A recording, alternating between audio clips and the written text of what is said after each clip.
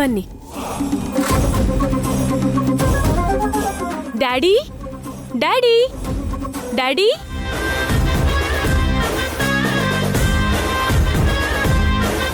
Daddy, ನಮ್ college principal ma'am. ನಮಸ್ಕಾರ sir. ನಮಸ್ಕಾರ. ಈ ಸರ್ ನಮ್ ಕಾಲೇಜ್ ಅಕೌಂಟ್ ಸೈಡ್ ಪ್ರಕಾಶ್ ಅವರು. ನಮಸ್ಕಾರ ಸರ್. ನಮಸ್ಕಾರ ಸರ್. ಈ ಸರ್ ನಮ್ ಆರ್ಟ್ಸ್ ಡಿಪಾರ್ಟ್ಮೆಂಟ್ ಹೆಡ್ ಲಕ್ಷ್ಮೀಪತಿ ಅವರು. ನಮಸ್ತೆ ಸರ್. ಬನ್ನಿ ಕೂತ್ಕೊಳ್ಳಿ.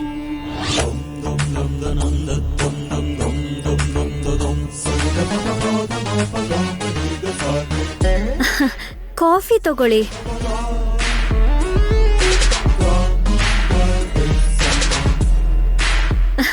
ಕುಡೀರಿ. ಹೇಳಿ. ಒಂದು ಬಿಲ್ಡಿಂಗ್ ಕನ್ಸ್ಟ್ರಕ್ಷನ್ ಮಾಡ್ತಿದ್ದಾರೆ ಡ್ಯಾಡಿ, ಅದಕ್ಕೆ ಫಂಡ್ ರೈಸ್ ಮಾಡ್ತಿದ್ದಾರೆ. ನಿಮ್ ಹತ್ರ ಕೂಡ ಡೊನೇಷನ್ ಕೊಡ್ಸೋಣ ಅಂತ ಕರ್ಕೊಂಡ್ ಬಂದೆ.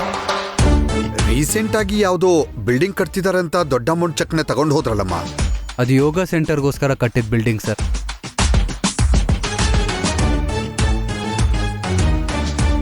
ನಿಮ್ಮಂಥವ್ರ ಸಹಕಾರದಿಂದ ಭಾರತೀಯ ಸಂಸ್ಕೃತಿ ಕಾಲೇಜ್ನಲ್ಲಿ ಪ್ರತಿಬಿಂಬಿಸಬೇಕು ಅನ್ನೋದು ನಮ್ಮ ಮ್ಯಾನೇಜ್ಮೆಂಟ್ ಉದ್ದೇಶ. ಒಳ್ಳೆ ಉದ್ದೇಶ. ಅದರದೇ ಭಾಗವಾಗಿ ನಾಟ್ಯಗೋಸ್ಕರ ಒಂದು ಬಿಲ್ಡಿಂಗ್ ಕಟ್ಟೋಣ ಅಂದ್ಕೊಂಡಿದ್ದೀವಿ ಸರ್.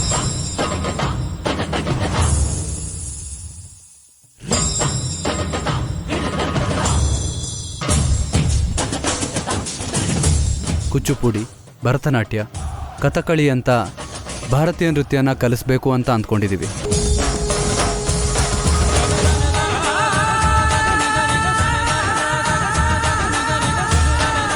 ಕಾಲಲ್ಲಿ ಚಪ್ಪಲಿ ಇದ್ರೆ ಗೆಜ್ಜೆ ಕಟ್ಟಲ್ಲ ಅನ್ನೋ ಧೈರ್ಯ. ನನ್ನ ಹೆಂಡತಿ ಮಗು ಹುಷಾರಾಗಿರ್ಬೇಕು.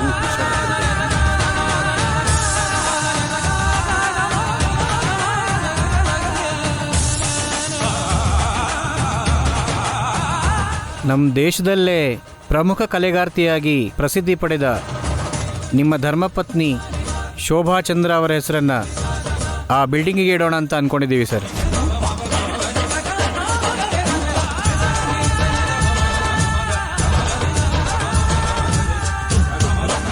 ಅದಕ್ಕೆ ನಿಮ್ಮ ಪರ್ಮಿಷನ್ ಬೇಕು ಸರ್.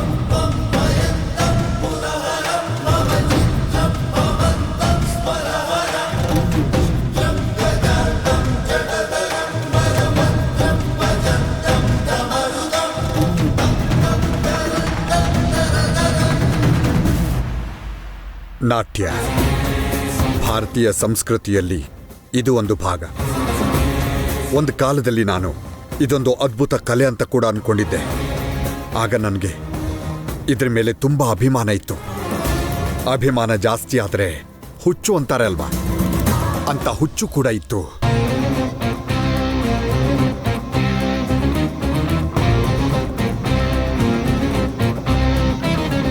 ಆ ಹುಚ್ಚಲ್ಲೇ ನಾನು ಶೋಭಾ ಚಂದ್ರಳನ್ನ ಪ್ರೀತಿ ಮಾಡಿದೆ.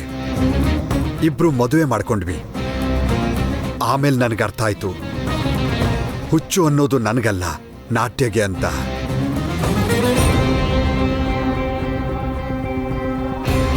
ನನ್ನ ಹೆಂಡತಿಯಾದ ಶೋಭಾ ಚಂದ್ರಳಿಗೆ ಸಿಕ್ಕ ಗೌರವನ ಹುಚ್ಚು ಅಂತ ನಾನು ಹೇಳ್ತಿಲ್ಲ. ಈ ನಾಟ್ಯ ಕಲಿಬೇಕು ಅಂತ ಅನ್ಕೊಂಡಿರೋರು, ಕಲಿತವರು, ಈಗ ಕಲಿತಿರೋರು ಎಲ್ರೂ ನನ್ನ ದೃಷ್ಟಿಲಿ ಹುಚ್ಚರೇ.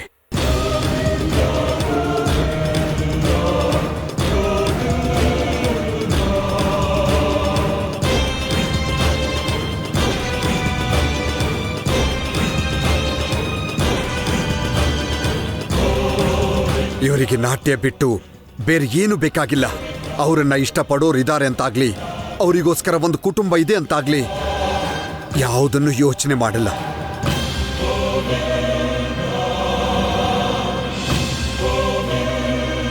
ಸಾವಿನ ಬಾಯಿಗೆ ಬೀಳೋದಕ್ಕೂ ಕೂಡ ಯೋಚನೆ ಮಾಡಲ್ಲ. ಇಂಥ ಹುಚ್ಚನ್ನ ಪ್ರೋತ್ಸಾಹಿಸಿ ನಾನ್ ನಿಮಗೆ ಫಂಡ್ ಕೊಡಲ್ಲ.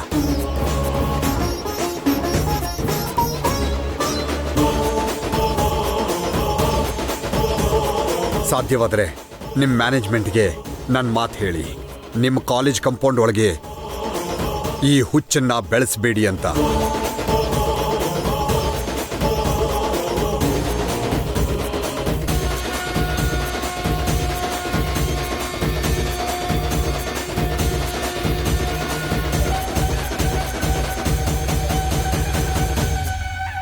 ನನಗೆ ಡ್ಯಾಮ್ ಇನ್ಸಲ್ಟ್ ಡ್ಯಾಡ್.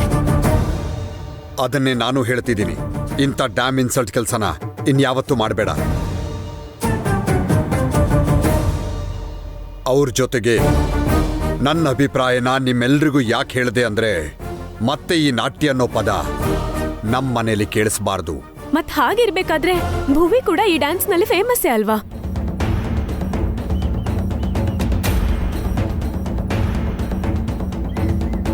ಭುವಿ ನನಗಿಷ್ಟ ಆಗಿದ್ದು ಅವಳ ನಾಟ್ಯ ನೋಡಿ ಅಲ್ಲ, ಅವಳ ಮನಸ್ಸು ನೋಡಿ.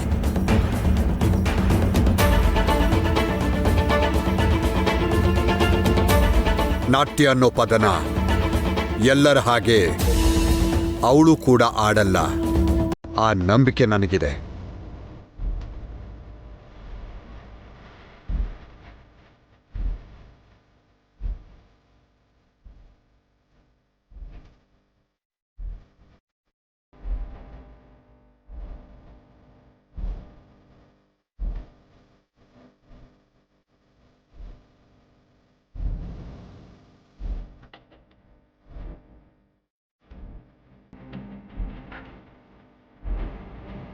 ನಾಟ್ಯದ ಬಗ್ಗೆ, ನಾಟ್ಯಶಾಸ್ತ್ರದ ಬಗ್ಗೆ ನಿಮ್ಮಪ್ಪ ಹಾಗೆಲ್ಲ ಮಾತಾಡ್ತಾ ಇದ್ರೆ, ತಂಗಿಯಮ್ಮ ಸತ್ತು ಹೋಗಿದ್ದು ನಾಟ್ಯದಿಂದ ಅಲ್ಲ, ಆ ಅಪೂರ್ವಯಿಂದ ಅಂತ ಜೋರಾಗಿ ಕೂಗ್ ಹೇಳೋಣ ಅಂತ ಅನಿಸ್ತು. ಆದ್ರೆ ಹಾಗೆ ಹೇಳೋದಿಕ್ಕೆ ಸಾಕ್ಷಿ ಇಲ್ಲ ಅಲ್ವಾ? ನಿಜವಾಗ್ಲೂ ಅಮ್ಮನ ಆತ್ಮ ಅಲ್ಲೇ ಇದ್ದಿದ್ರೆ ಎಷ್ಟು ನೋವು ಪಡ್ತಿತ್ತೋ. ಇದು ಮಾತ್ರ ನಿಜನಮ್ಮ. ಈ ಆಸ್ತಿಯೆಲ್ಲ ನಿಮ್ಮಮ್ಮ ನಾಟ್ಯದಿಂದಲೇ ಸಂಪಾದನೆ ಮಾಡಿದ್ದು. ಇದರಲ್ಲಿ ಸ್ವಲ್ಪ ಭಾಗನ ನಾಟ್ಯ ಶಾಲೆ ಕಟ್ಟೋದಿಕ್ಕೆ ಉಪಯೋಗಿಸ್ಬೇಕು ಅಂತ ಎಷ್ಟೋ ಕನಸು ಕಟ್ಟಿದ್ರು. ನಿಜನಾ ಮಾವ? ನಿಜನಮ್ಮ. ಆ ಕನಸನ್ನ ನಿಮ್ಮಮ್ಮ ನನ್ನ ಹತ್ರ ಹೇಳಿದ್ರು. ಅಷ್ಟರಲ್ಲಿ ಆ ಅಪೂರ್ವ ಸಾಯಿಸಿದ್ಲು.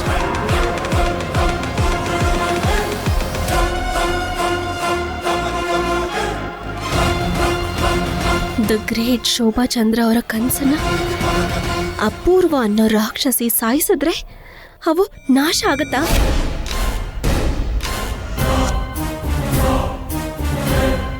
ಅದನ್ನ ನಾವು ನಡೆಸೋಣ.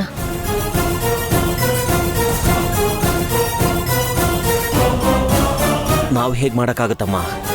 ಆ ದೇವರೇ ಬಂದು ಹೇಳಿದ್ರು ನಿಮ್ಮಪ್ಪ ಕೇಳಲ್ಲ. ಶೋಭಾ ಚಂದ್ರ ಅವರ ಎದುರು ಬಂದು ಹೇಳಿದ್ರೆ ಶ್ರೀ ಶ್ರೀ ಶ್ರೀ ಶರತ್ ಚಂದ್ರ ಅವರು ಕೇಳ್ದೆ ಇರ್ತಾರ ಮಾವ? ಯಾಕೆ ಮೊನ್ನೆ ನನ್ನ ಮೈ ಮೇಲೆ ಶೋಭಾ ಚಂದ್ರ ಅವ್ರು ಬಂದು ನಿಮ್ಮ ಮಗಳು ಬದುಕಿದಾಳೆ ಅಂತ ಹೇಳಿದ್ದನ್ನ ಶರತ್ ಚಂದ್ರ ಅವರು ನಂಬಲಿಲ್ವಾ?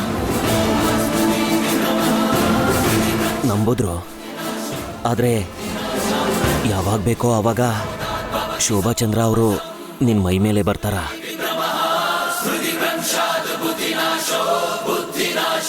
ನಿನ್ಗೆ ಹೇಗೆ ಬೇಕೋ ಹಾಗೆ ಅವರು ಹೇಳ್ತಾರೆ ಅನ್ಕೊಂಡಿದ್ಯಾ? ಹಾಗೆಲ್ಲ ಆಗುತ್ತೇನಮ್ಮ? ನಡೆಯುತ್ತೆ. ಹೇಗೆ? ಆ ದಿನ ಹೇಗೆ ನಡೀತೋ ಹಾಗೆ. ಅವತ್ ನನ್ನ ಮೈ ಮೇಲೆ ಶೋಭಾ ಚಂದ್ರ ಬಂದ್ರು ಅಂದ್ರೆ ನೀವ್ ನಂಬ್ಲಿಲ್ವಾ? ಅಂದ್ರೆ ಅವತ್ತು ಅವ್ರು ಬಂದಿದ್ದು ಸುಳ್ಳು. ಅವತ್ತು ನಾನು ಮಾಡಿದ್ದು ನಾಟಕ.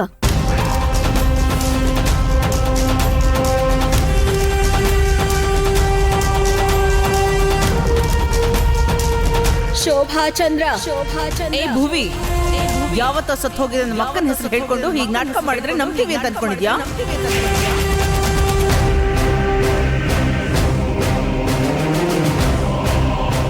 ಎಂತ ಕೆಲಸ ಮಾಡಿದ್ಯೇ?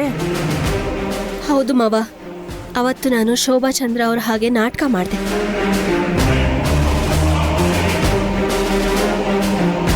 ಇವತ್ತು ಕೂಡ ಹಾಗೆ ನಾಟಕ ಮಾಡಿ ನಾಟ್ಯಾಲಯ ಸ್ಥಾಪಿಸಿ ಅಂತ ಶ್ರೀ ಶ್ರೀ ಶ್ರೀ ಶರತ್ ಚಂದ್ರ ಅವ್ರಿಗೆ ಹೇಳ್ತೀನಿ. ಅವ್ರ ಕನಸಿಗೆ ಮತ್ತೆ ಜೀವ ಕೊಡ್ತೀನಿ. ಅವತ್ತು ನೀನು ನಾಟಕ ಮಾಡಿದೆ ಅಂದರೆ ನನಗೆ ನಿಜವಾಗ್ಲೂ ನಂಬೋದಿಕ್ಕೆ ಆಗ್ತಿಲ್ಲ. ಆದರೆ ಹಾಗೆ ಮಾಡಿ ತುಂಬ ಒಳ್ಳೆ ಕೆಲಸ ಮಾಡಿದೆ ಕಣಮ್ಮ.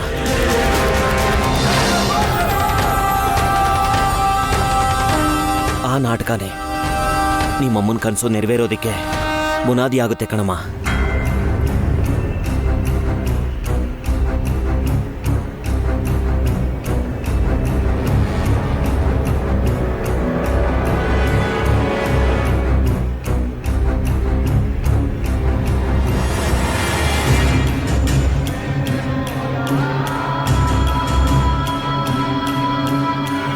ನಾನು ಹಾಕಿದ ಬುನಾದಿ ಮೇಲೆ ಬದುಕ್ತಾ ಇರೋ ಬದುಕು ನಿಂದು ಕೃಷ್ಣ ಪ್ರಸಾದ್.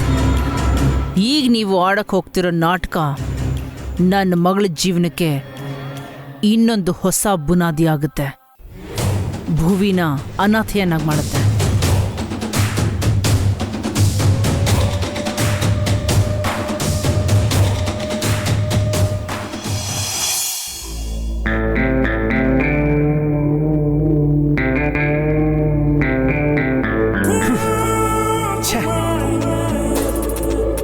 ಅಪ್ಪ, ನಿನಗೆ ಗೊತ್ತಿರೋ ಒಳ್ಳೆ ಕ್ರಿಮಿನಲ್ ಲಾಯರ್ ಯಾರಾದ್ರೂ ಇದ್ದಾರಾ? ಕ್ರಿಮಿನಲ್ ಲಾಯರಾ? ಅವ್ರ ಹತ್ರ ನಿನಗೇನೋ ಕೆಲಸ? ಅಪ್ಪಿತಪ್ಪಿ ಅವ್ರ ಜೊತೆ ಫ್ರೆಂಡ್ಶಿಪ್ ಮಾಡೋಣ ಅಂತಿದ್ಯಾ ಹೇಗೆ? ಛೇ, ಕ್ರಿಮಿನಲ್ಸ್ ಜೊತೆ ನನಗೇನು ಕೆಲಸ ಅಪ್ಪ? ನಾನೇ ಕ್ರಿಮಿನಲ್ ಆಗೋಣ ಅಂತ ಅನ್ಕೊಂಡಿದ್ದೀನಿ. ಮರ್ಡರ್ ಮಾಡೋಣ ಅಂತ ಅನ್ಕೊಂಡಿದ್ದೀನಿ.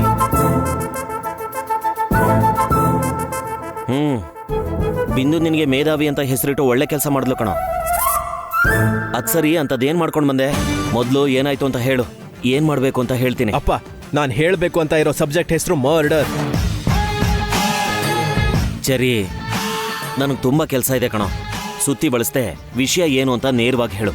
ಹೇಳಿದ್ಮೇಲೆ ನೀನ್ ನನಗೆ ಅಡ್ಡ ಬರಬಾರ್ದು. ಲೇ, ಮತ್ತೆ ಟಾಪಿಕ್ನ ಡೈವರ್ಟ್ ಮಾಡಬೇಡ. ಮೊದಲು ವಿಷಯ ಏನು ಅಂತ ಹೇಳೋ.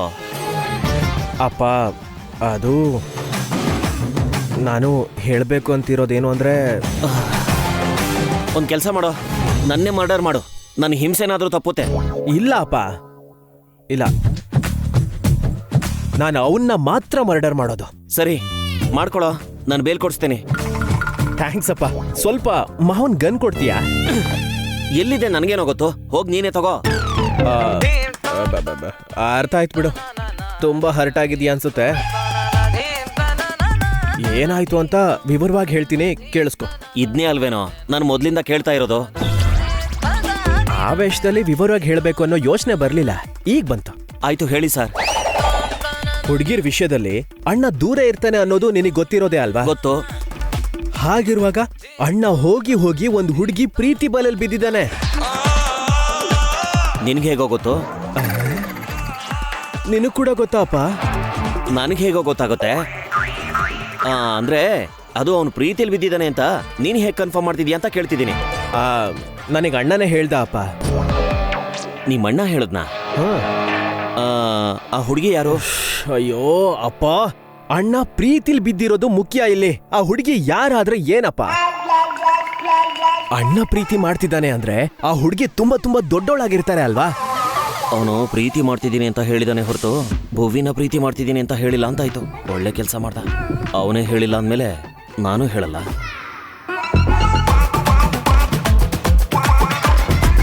ಏನಪ್ಪ, ಆ ಹುಡುಗಿ ಎಷ್ಟು ದೊಡ್ಡೋಳು ಅಂತ ಯೋಚನೆ ಮಾಡ್ತಿದೀಯಾ? ಹೌದು ಕಣಪ್ಪ, ನೀನ್ ಕಂಟಿನ್ಯೂ ಮಾಡಪ್ಪ. ಅಣ್ಣ ಹುಡುಗಿಗೆ ಐ ಲವ್ ಯು ಅಂತಾನು ಹೇಳದ್ನಂತೆ. ತಿರ್ಗಿ ಆ ಹುಡುಗಿ ಹೇಳೋ ಅಷ್ಟರಲ್ಲಿ ಯಾರೋ ಬಡ್ಡಿ ಮಗ ಬಂದು ಅಣ್ಣನಿಗೆ ಹೊಡೋದ್ನಂತೆ. ಏಯ್, ತಪ್ಪು ಕಣೋ, ಹಾಗೆ ಬೈಬೇಡ ಕಣೋ. ಯಾಕಪ್ಪ, ನಾನೇನೋ ಮಾವನಿಗೆ ಬೈತಿರೋ ಹಾಗೆ ಫೀಲ್ ಆಗ್ತಿದ್ಯಾ? ಹಾಗಾದ್ರೆ ಹೋಗ್ಲಿ, ಮಾವ ಅಂತಾನೆ ಅನ್ಕೋ. ಮಾವ ಅಷ್ಟು ಬುದ್ಧಿ ಇಲ್ದಿರೋರಲ್ಲ ಅಪ್ಪ. ಆ ಸ್ಟುಪಿಡ್ ಅಣ್ಣನಿಗೆ ಹೊಡೆದು ಹುಡುಗಿನ ಹೇಳ್ಕೊಂಡು ಹೋದ್ನಂತೆ. ನಾನು ಅವನ್ನ ಸಾಯಿಸ್ತೀನಿ, ನೀನ್ ಬೇಲ್ ರೆಡಿ ಮಾಡ್ಕೋ. ಏನಪ್ಪ, ನಿಮ್ಮ ಅಣ್ಣನ ಲವ್ ಸ್ಟೋರಿನ ಕ್ರೈಮ್ ಥ್ರಿಲ್ಲರ್ ತರ ಚೇಂಜ್ ಮಾಡ್ಬೇಡ ಕಣೋ. ಅಷ್ಟಕ್ಕೂ ನಿಮ್ಮ ಅಣ್ಣ ಹೊಡಿಯಕ್ಕಾಗ್ದೇನೆ ಅವ್ರನ್ನ ಸುಮ್ಮನೆ ಬಿಟ್ಟಿಲ್ಲ ಕಣೋ. ಅವ್ನು ಹೊಡೆದವ್ರು ದೊಡ್ಡ ವ್ಯಕ್ತಿನೇ ಆಗಿರ್ಬೋದು, ಅದಕ್ಕೆ ನಿಮ್ಮ ಅಣ್ಣ ಸುಮ್ಮನೆ ಬಿಟ್ಟಿರ್ತಾನೆ. ದೊಡ್ಡ ವ್ಯಕ್ತಿನ?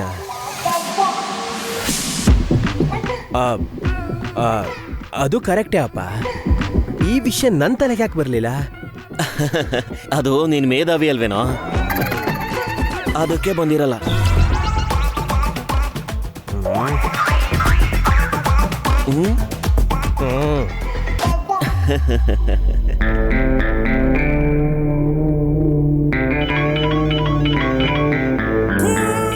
ಅಣ್ಣ ಹೇಳೋಣ.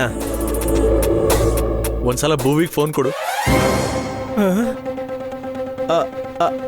ಅದೇನು ಅಣ್ಣ ಭುವಿಗೆ ಫೋನ್ ಕೊಡು ಅಂತಿದ್ದಾನೆ? ಅದೇನಪ್ಪ, ಅಣ್ಣ ಪ್ರೀತಿ ಮಾಡ್ತಿರೋ ಹುಡುಗಿ ಭುವಿನ? ಏಯ್, ಸುಮ್ನೆ ಅನುಮಾನ ಪಡ್ಬೇಡ ಕಣ. ಎಷ್ಟೇ ಆದ್ರೂ ಪಾಪ ಭುವಿ ಆ ಮನೇಲೇ ಇದ್ದಿದ್ದು. ಅಭಿಮಾನದಿಂದ ಅವನು ಫೋನ್ ಮಾಡ್ಬಾರ್ದಾ ಹೇಗೆ? ಅದು ಕರೆಕ್ಟೆ. ಈಗಲೇ ಕೊಡ್ತೀನಿ ಅಣ್ಣ. ಏಯ್ ಫೋನ್ ಕೊಟ್ಬಿಟ್ಟು ನೀನ್ ಬಂದ್ಬಿಡು. ಸರಿ ಅಪ್ಪ.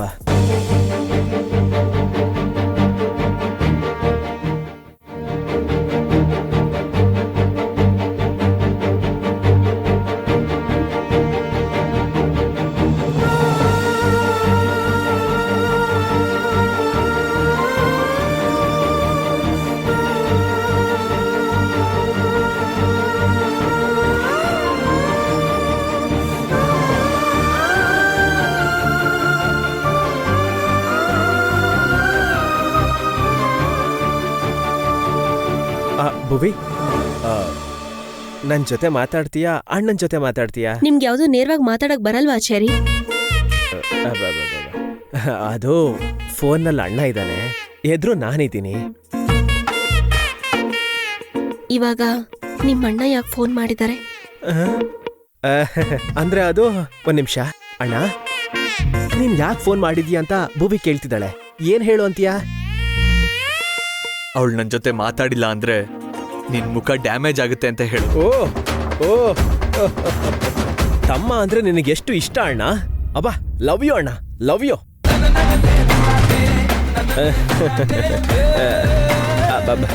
ನನ್ ಮೇಲೆ ಅಣ್ಣನಿಗೆ ಎಷ್ಟು ಪ್ರೀತಿ ಇದೆ ಅಂತ ನಿನಗೆ ಹೇಳ್ತಾನಂತೆ. ನೀನ್ ಕರೆಕ್ಟಾಗಿ ಕೇಳಿಸ್ಕೊಂಡು ಹೇಳಿದ ಹಾಗೆ ಬಂದು ನನಗೆ ಹೇಳು, ಸರಿನಾ? ತಗೋ.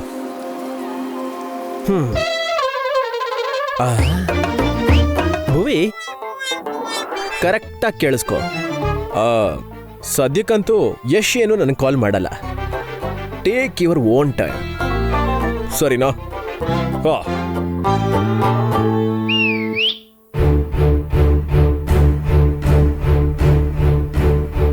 ಹೇಳಿ ಕಪಿಮುಖ ಅವರೇ. ಏನ್ ಹೇಳ್ಬೇಕು? ನಾನ್ ಏನ್ ಕೇಳಿದ್ರು ನೀನ್ ಅಳ್ತೀಯ. ಯಾಕೆ ಯಾವಾಗ್ಲೂ ಅಳ್ತೀಯ? ನೀನ್ ಯಾವುದೇ ಪ್ರಾಬ್ಲಮ್ ಇಲ್ದೆ ಅಳಲ್ಲ. ಪ್ರಾಬ್ಲಮ್ ಏನಿರುತ್ತೆ? ಏನೂ ಇಲ್ಲ. ನನಗ್ ಗೊತ್ತು, ಮತ್ತೆ ಇದೇ ಆನ್ಸರ್ ಬರುತ್ತೆ ಅಂತ ನಾನು ಮೊದ್ಲೇ ಅನ್ಕೊಂಡಿದ್ದೆ. ಡೈರೆಕ್ಟ್ ಆಗಿ ನಿನ್ನ ಭೇಟಿ ಮಾಡೋ ತನಕ ನೀನ್ ಏನು ಸರಿಯಾಗಿ ಹೇಳಲ್ಲ ಅಂತ ನನಗೆ ಅರ್ಥ ಆಯ್ತು. ಅದಕ್ಕೆ ನಾಳೆ ನಾನು ಆ ಮನೆಗೆ ಬರ್ಬೇಕು ಅಂತ ಡಿಸೈಡ್ ಮಾಡಿದ್ದೀನಿ. ಅಯ್ಯೋ ಬೇಡ. ಯಾರಾದ್ರೂ ನೋಡಿದ್ರು ಅಂದ್ರೆ ಮತ್ತೆ ಜಗಳ ಶುರುವಾಗುತ್ತೆ. ಹೆಲೋ, ನೆನ್ನೆ ತರ ಕಳ್ಳನ ಹಾಗೆ ಬರಲ್ಲ, ದೊರೆ ಹಾಗೆ ನಾಳೆ ನಕ್ಷತ್ರ ಬರ್ಡೇ ಪಾರ್ಟಿಗೆ ಬರ್ತೀನಿ. ಕರೀದೆ ಪಾರ್ಟಿಗೆ ಬಂದ್ರೆ ಮತ್ತೆ ಅವಮಾನ ಮಾಡ್ತಾರೆ. ಕರ್ದಿಲ್ಲ ಅಂತ ನಾನು ಹೇಳಿಲ್ವಲ್ಲ. ನಕ್ಷತ್ರನೇ ಬಾ ಅಂತ ಕರೆದು. ನಕ್ಷತ್ರನ ಅವಳ್ಯಾಕೆ ಕರೆದ್ಲು? ನನ್ನ ಪ್ರೀತಿ ಮಾಡ್ತಿದ್ದಾಳಂತೆ.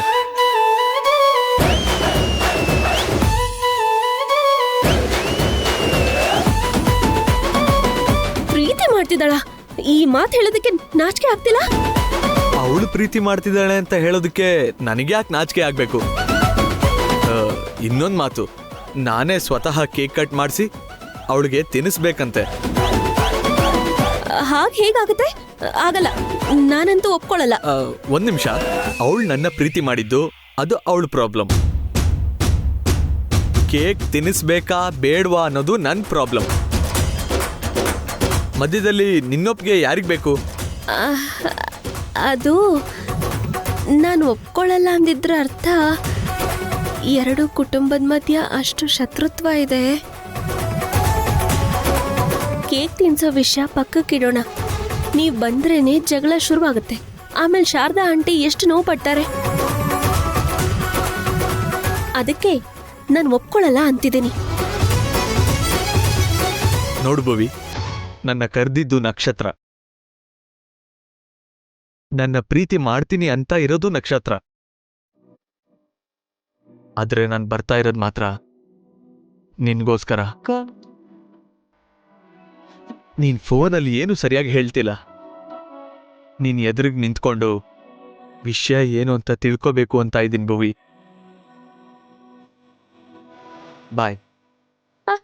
Hello hello